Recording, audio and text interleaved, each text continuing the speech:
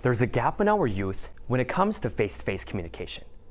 If we don't address this now, we risk a generation that can text but can't talk, that can comment but can't connect. The future depends on bridging this gap, ensuring that our youth doesn't just grow up with knowledge, but with interpersonal skills to truly thrive.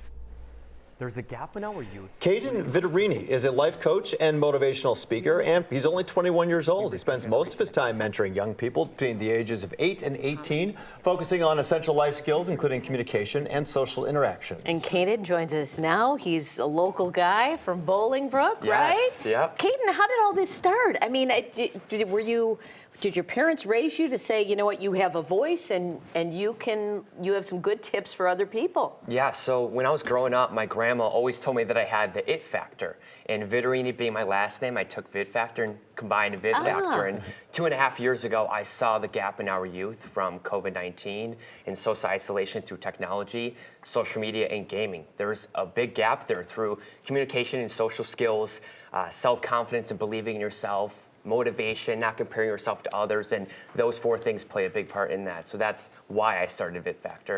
And you said not comparing yourself to others. I feel like so much on social media, right, especially with teenagers and especially among teenage girls, affecting their mental health. Exactly. By comparing themselves all day with their peers. Right. What's your advice? Yeah, so I would say, if you think about it, people are only posting out the perfect picture. Or even if you're in a conversation, they're talking about their perfect life. They're not really talking about their failures, mistakes, and tough times they're going through. So I always say, it doesn't even make sense to compare yourself to others. Because that's not reality. Exactly. It's not reality. Yep. You know what, I'm just curious, if you're a college student still, do people in college say, oh yeah, I think you've got good advice? Do people tell you give good advice? What made you think I could be a life coach? Yeah, so specifically with the youth, I found is I'm young, relatable, relevant. So I'm able to connect with them. As I was in high school 4 years ago. I was in middle school 7 years ago.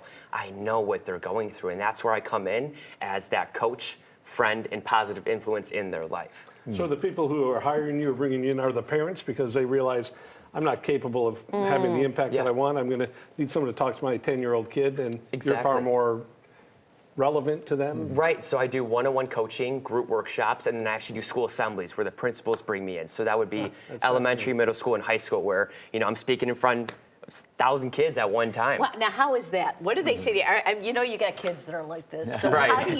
how do you get them? What do you say do kids come up to you and say, oh, that's a takeaway I'll have? Oh, so we go in and we make our assemblies very high energy, motivational, and interactive with a lot of learning. So by the end of the assembly, these kids want to invest in themselves. And I always start off the assembly by saying, investing in yourself is cool. So I bring in both my coaching program, my future leaders program, where we go in and we bring the energy. Yeah.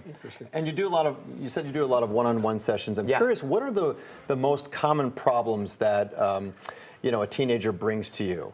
Is it peers? Is it school? Is it pressure? What are some of the common concerns that they bring to you? So I would say the overall topic would be the communication and lack of social isolation through, friendships, whether they're at school, on a sports team, activity, whatever that looks like. It's the communication focus. They don't know how to start a conversation. So that's where I go in and teach them, body language and how to start, expand, and end a conversation successfully. Do you tell people to get off social media? Kids, it's so much of their life, but so much of it is detrimental. So what do you say to them about how long they should be on? Should they get rid of it? Yeah, so I would say, who are you following? Like, what content are you consuming? Because if you're using social media for the right reasons, it could be good. But a lot of it, like you said, Dan, is negative, right? What they're seeing other people post or, the bullying and stuff like that. Yeah.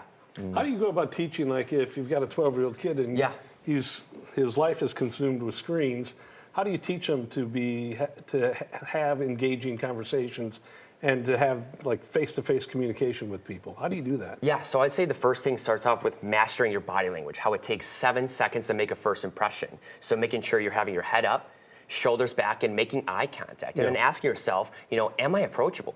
Focusing on your self-awareness, because if you're on your phone in the back of class, you can't expect kids to walk up to you because you're telling them you're too busy, you're not interested, and you have better things going on your phone. So that's the first part.